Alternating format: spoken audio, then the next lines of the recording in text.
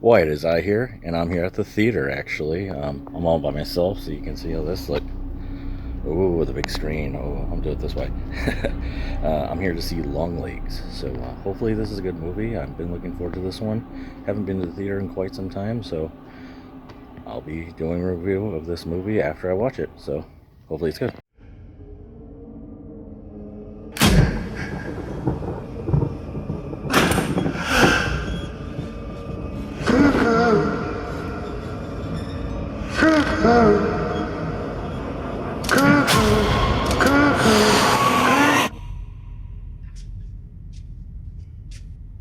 Oh, there she is.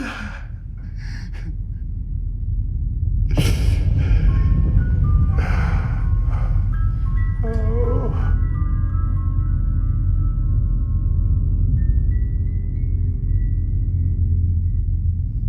Hey, White is I here, and I just came back from seeing Longlegs, directed by Osgood Perkins. Longlegs is the story of a female FBI agent on the hunt for a serial killer known as Longlegs. Quick spoiler-free review for you guys, real fast. I thought this was fucking excellent. I love the cinematography. I love the sound design in this. It was just so creepy and eerie. The visuals were great. The story was more of an homage to old horror thriller movies like Fallen, Exorcist 3, Silence of the Lambs, and Seven, but it adds its own original elements that you'll definitely like. The acting by Nicolas Cage, Mika Moore, and Alyssa Wood are fantastic.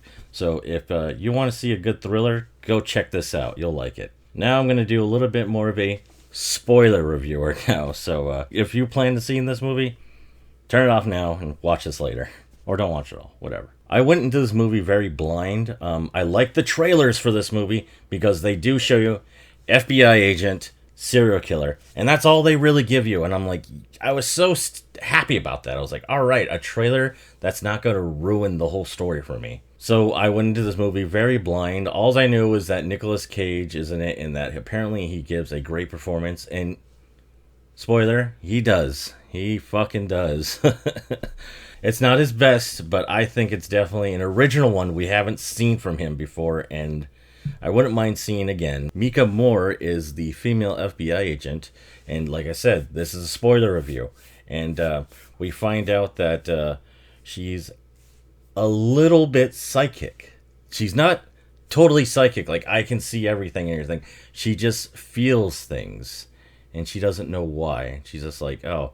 She even, at the beginning of the movie, like I said, spoilers, at the beginning of the movie, she's on a different case where she just pinpoints a house of a killer that gets her fucking, that gets somebody killed in the process, and it's very off-putting. You're not expecting it. It's very great.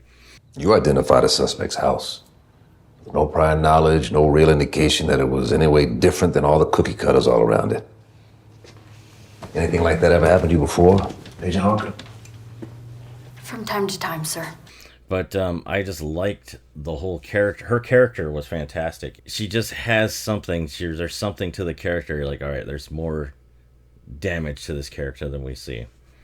And then we find out she's on the case for Longlegs. And Longlegs is a serial killer that kills whole families, but there's never, ever any evidence to connect him to the crime physically. So it's very off-putting in that because he's getting these families to kill each other and then kill themselves, but he's responsible and he's the killer. So it's very like, how is that? And that's what I like about this movie. It's not about what's going on. It's not about what's going on.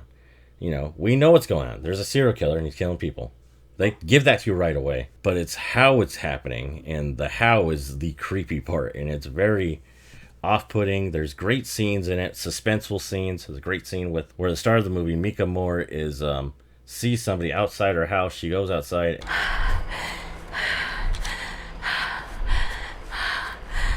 and then looks back at her house and sees somebody walking through it.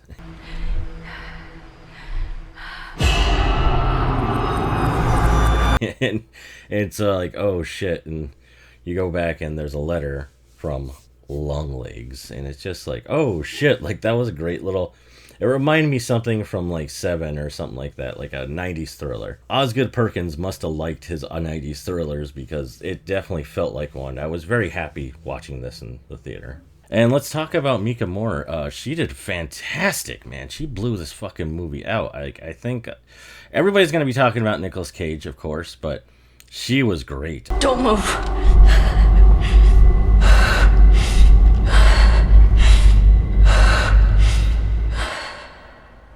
I personally think the way this movie ends, they leave room for a sequel.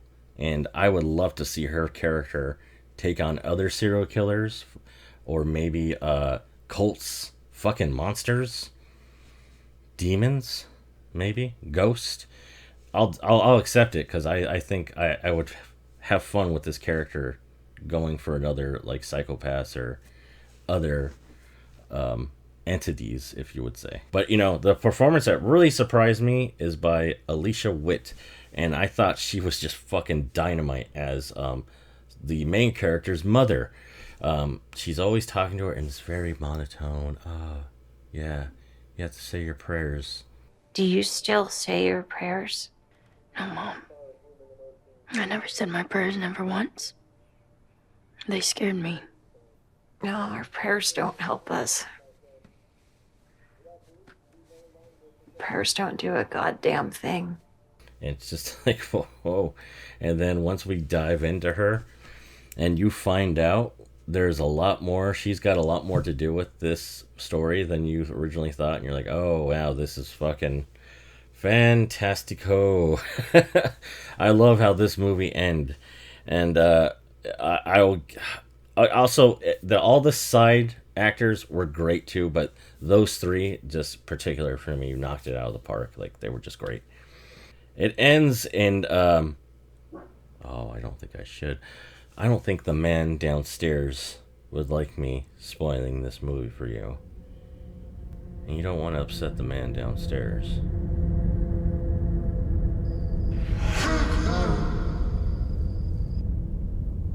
Cuckoo!